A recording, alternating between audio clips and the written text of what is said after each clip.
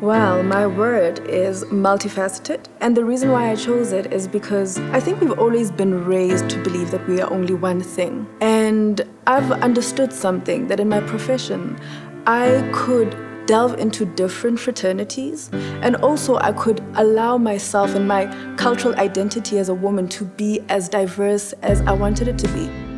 I chose wonderful, both because I like the full at the end, meaning lots of variety, lots to it, and wonder because I think that many women possess the power to, in magical ways, be many different people. And also wonder because that skill, that versatility, often does require you to pull a bit of magic out of the hat. I've chosen the word pioneer because I believe so many women, not just famous women, women that are just in our realm, our moms, our grandmothers, our aunts, our cousins, our sisters, are pioneers. There are so many women around us who are the first of their kind, the first to own a business, the first to even drive a car. We are, as women, we're awe-inspiring. And the reason I chose that word is because I am often surrounded by women who are dominating in their field, who are change makers, who are innovators, who are creative. And the moment that you meet them, you can't help but have that moment where your jaw just drops. My word is power. And I first related it to myself because one of the other talents, Lorcia, had asked me what I struggled with before, because she said, you have to come up with a word. And I was like, oh, okay, well. And then she said, it's easy. What have you struggled with that you think you've overcome now? And my first answer was a lack of confidence and an issue of caring too much what other people think about me. And I think that's the reason why my career is only kind of starting at the age of 30, is because I always thought, well, if I put myself out there, what if people laugh at me and not with me? So my word is love, and I'm sure that when you hear me say that, it sounds like I'm saying, well, the fairy tale Cinderella love, or that happily ever after kind of love, and that's not the love that I'm necessarily talking about. I'm talking about love of self. The ability to be able to acknowledge yourself, accept yourself, to be able to forgive yourself. The foundation for all of that is love. My word is anchor, and I chose that word as a metaphor of a ship, that when a ship stops wherever it goes, the anchor needs to be held down for the ship to be stable. My word was colorful. There's just so much happening with women, so much here and so much here. And two of my favorite things are life-giving, they are life bearers, and as well as leaders. Women are definitely leaders. They just take initiative, they lead the pack when it comes to getting things done. That's just the bottom line.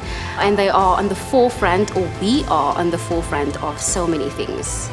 My word is influential, and the reason why I chose it, I feel that women can contribute so much, and I feel that me myself, being a leader in my field, requires to be influential. It is not easy, it's always a struggle being a woman and being part of something that is in a male-dominated field.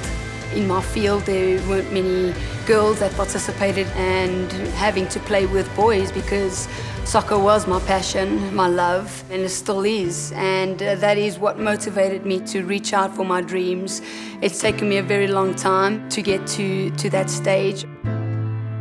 When you work in a male-dominant environment, you tend to initially fall into the trap of trying to fit into what it is that is there. And because I was the first woman in Supersport's rugby department who covered a Rugby World Cup, I went there and tried to just fit into the space as well as I could. But I realized soon that there is something that I could do that no one else there could. And there's something really magical and powerful when you have that moment of realization that you're not doing this to fit into something, but to be the change that people want to and need to see. And I started doing it for the 14-year-old me.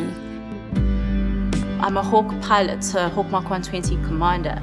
And when you're in a male-dominated field, or a field where you're a pioneer, or you're the first one in line, you have that want to try and assimilate to what is already there.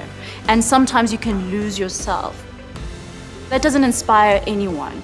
Being the first, or among the first, carries with it a lot of responsibility. You are setting the standard. You are paving the way for anyone and everyone that's coming behind you. You have to decide where the bar will be. The point of greatness, that's on you because you're the first. And then those who come after you have to supersede that.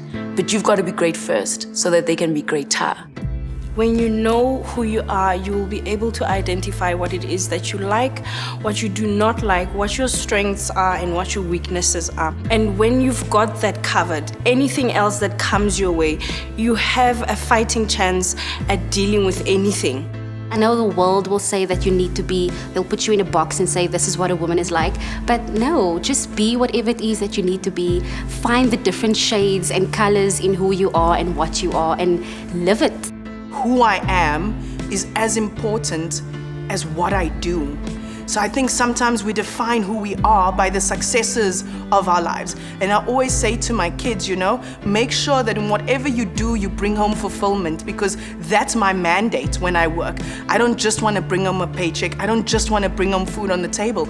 I want to bring home to you a fulfilled mother, a fulfilled wife, a fulfilled daughter to my mom, a fulfilled sister to my brothers, a fulfilled friend. Because if I am empty, what am I giving you from my well?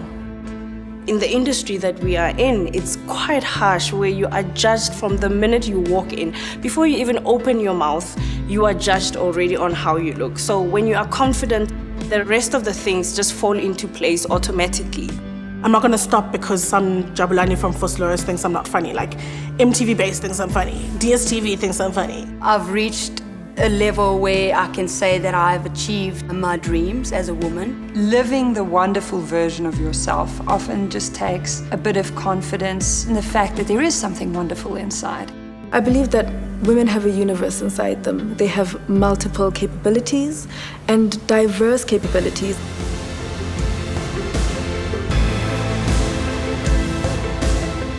If you want to be a pioneer, believe in yourself and don't be afraid of the road less traveled. Pave it. Stand in your truth, be authentic, and give from your gifts.